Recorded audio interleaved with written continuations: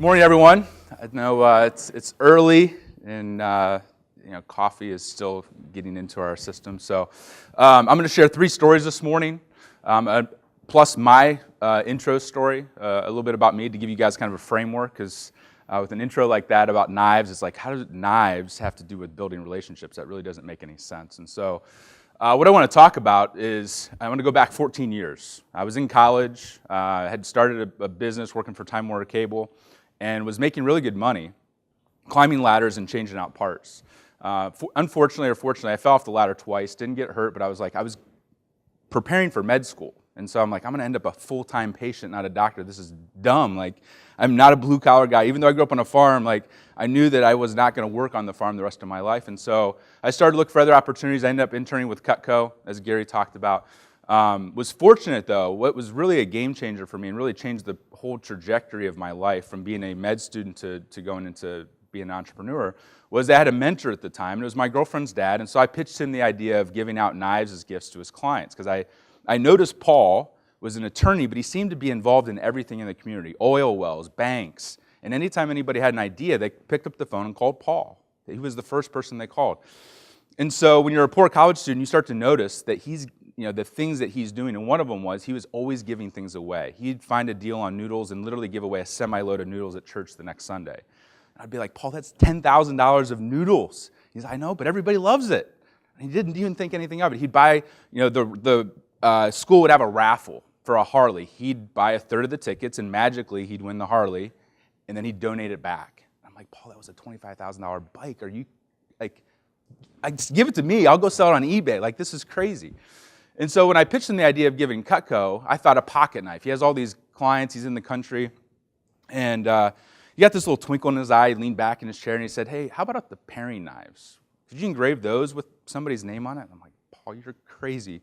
Why would you give a bunch of grown men that are like these executives, like some of them are pretty burly, why would you give them a paring knife? I said, I'll sell you as many paring knives as you want. Just tell me why. And he said, well, yeah, most of my clients are guys, but they're all married. He's like, if I do something that takes care of the whole family, he's like, everything else takes care of itself. And it was at that point that I realized that really it wasn't about the knife, it wasn't about the noodles, it was about being top of mind, it was about building relationships, it was about looking at relationships completely differently than what most people in business, I don't care if you're in New York, LA, Chicago, he was doing things different in this little, small Amish community. Half the people that were there were Amish, and he actually had grown up Amish. And so what I want to share with you is I learned from observing Paul 17 different things. I'm not going to be able to cover all 17 questions, but there's 17 things I observed in Paul, questions that to ask yourself when you're building relationships. I don't care if it's billionaires like Steve Ross of the Miami Dolphins, who's a client of ours, all the way down to million-dollar entrepreneurs. People are people. And so the first story I want to share with you took place about 2 years out of college. And I joined this group called EO. It's similar to like a Tom, Hill's Angels sort of a thing, Vistage. And I was nervous. I was all daylight. I went out to this event in Vegas, and was just trying to fit in. I went to this guy, and I ended up switching my major from medical to PR and marketing. And this guy was speaking on PR and marketing. It was the only session I could get into. And he starts talking about, it was the COO of 1-800-GOT-JUNK. Anybody familiar with that company? One of the best companies in all of Canada to work for. And he's sharing how they were on Oprah, and they got 5,000 articles written about them. I'm like, I want this guy as my mentor. So at that point, I went up to him, and I found out that he was going to be coming to Cleveland the next week, or about a month later, to speak to our chapter. And so I'm like, what are you going to be doing? I wanted to build a relationship. And so the normal thing would be like, hey, you're coming in the night before, let's go to dinner, and I have Cavs tickets, LeBron's playing, it's opening night. But everybody could do that. But I didn't know what else to offer him, so I said, hey, do you want to go out to dinner and to a Cavs game? He said, absolutely. I said, what else are you going to do? He's like, well, the $1 a week, I'm going to go buy a bunch of clothes. I said, where at? And he said, Brooks Brothers. So I'm thinking on my feet, I'm like, I got to do something. I said, what's your shirt size? I want to get you one of my favorite shirts. It's Jose Bank. And he looks at me kind of funny. He's like, what the heck? He's like, I'm 16 and a half, 36, 37. Okay. So as luck would have it, he flies in, and a bunch of his flights almost get delayed, and he's almost not going to make it. And he's like, do you just want to cancel? And I'm like, no. So I take my American Express card, and I go over next door. We're at the Ritz, and I go over to the Brooks Brothers store, and I say, here's the guy's shirt size. I want one of every one of the new collection for the fall. I want the sweaters, the belts, the pants. It was $7,000 worth of clothes. And I went back over to the Ritz and I said, hey, I got this great idea. I said, there's a VIP coming to town. I want to do something really cool for them, for this VIP. Are you open to it? And they said, absolutely. So we merchandised his whole room to look like a Brooks Brothers store. So about an hour later, he arrives. And he's like, hey, do you just want me to check my bags with the bellhop? I'm like, no, take your time. Go get refreshed. Come back down whenever you're ready. Me and my business partner having a drink in the bar there. And he comes down, and his eyes are the size of silver dollars. He's like, John, I've had some pretty cool things happen. I just gave a quote to this customer service book for John DeJulius. I thought the Four Seasons was amazing because they remembered my name and had a bottle of water waiting for me after a jog. He's like, whatever you want to talk about, for as long as you want to talk about it, I am all ears. The night was amazing. Now fast forward, years later, he's opening up doors to the president of Starbucks in crazy places I could have never have pried open. Never have pried open. Now why did that work? One, the key that you always need to ask yourself when you're going to do any sort of gifting or any sort of relationship building is to ask yourself, is it personalized? Is it personalized? There's a recent study that came out. I'm not sure when it came out, but if you ask people what to name their 5 favorite letters from the alphabet, 9 out of 10 times, what letters do they write down? The letters from their name. They do it subconsciously. We all want to be treated as a person. We want our name. Everything has to be personalized. But when we go to take time to build a relationship, we do the exact same things as everybody else does. We take them out to dinner. We take them out to a ball game. We send them some sort of swag bag with our logo emblazoned on the side of it. We don't do anything that's personalized that say this person is somebody of value. And what Paul understood was that if you make the gift all about the recipient, if you make the event all about the recipient, it's amazing the doors that open. It's amazing the relationships that are established. But in our Western culture, we've said, I don't have time for that. I'm too busy. A text message is enough. It's not rocket science what Paul did. It's worked 100 years ago and it'll work today. So ask yourself, every single time that you're in a business gifting or really even interpersonal relationships, even with your spouse, is the gift truly personalized or is it all about me? Because in our Western culture, we usually say, I'm going to spend this much, I want my logo to be on it, as opposed to putting the person's name on it. The second story I want to share quickly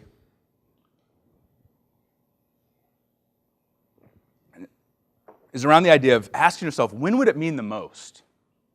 When would this mean the most? So we're in the holidays right now. I mean, it's 3 weeks away from Thanksgiving, so everybody, I don't care if you're, bah humbug, like Grinch kind of person, like you start to feel guilty towards the end of the year and you're like, it's Christmas, so you get in the Christmas spirit. And so most people around this time, this is the time when they say, I'm going to be generous. I'm going to be giving.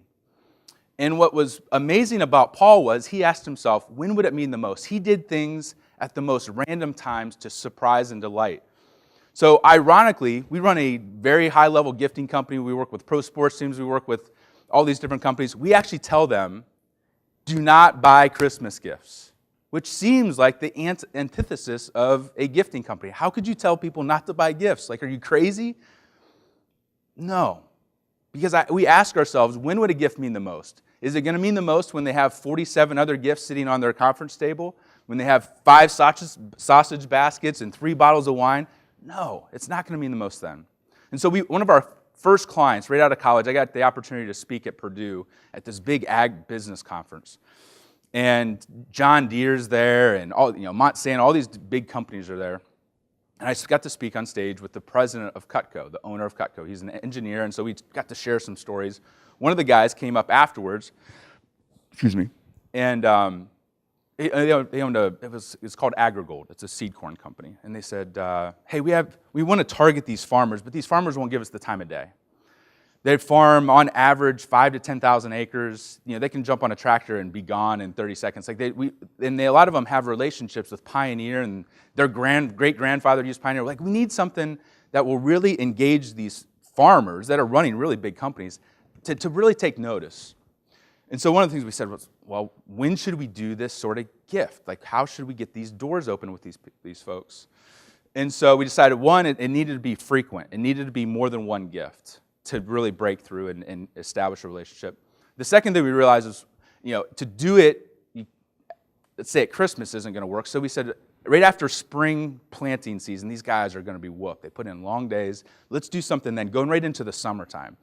And you can't give a farmer a Rolex or something, so we had to do something that was very practical, but still cool and unique. And so we built the entire campaign around ice cream, which doesn't seem sexy, but the entire program was built around. So they picked their top 2,000 prospects. They had about 80 sales guys pick their top 25. And the first gift that we sent out, 2,000 of, was this custom-made ceramic ice cream bowl. It was heavy, it was made out of stoneware, it was huge, and it represented the foundation of the company. So we mailed out 2,000 of them with a little card and waited a week. Second week, we took this high, $40 Cutco ice cream scoop, saying, here's the scoop, and here's some of the awards that we've won. Put this little card in, mailed off 2,000 of them. Third week comes.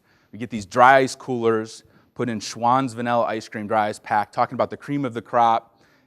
Sent it out, 2,000 gallons all across the Midwest. The fourth week, the sales rep showed up with ice cream toppings in hand to have a conversation. And instead of getting 20 seconds, most of the time they got 2 hours. The wife was there, the farmer was there, they sat down at the kitchen table, they were blown away. Why? They asked themselves, when would this and what would make the most sense? What would be the most meaningful to these guys? And the frequency, the personalization, it was amazing. They did the campaign 2 years in a row. And the fun part is, the marketing director, is the same guy. He left to go to Scotts, the big lawn care company. He got us into NASCAR, which led to the NFL, which led to the NBA. The other cool part was one of the people that were on his marketing team is now my wife. And so I made the sale there as well.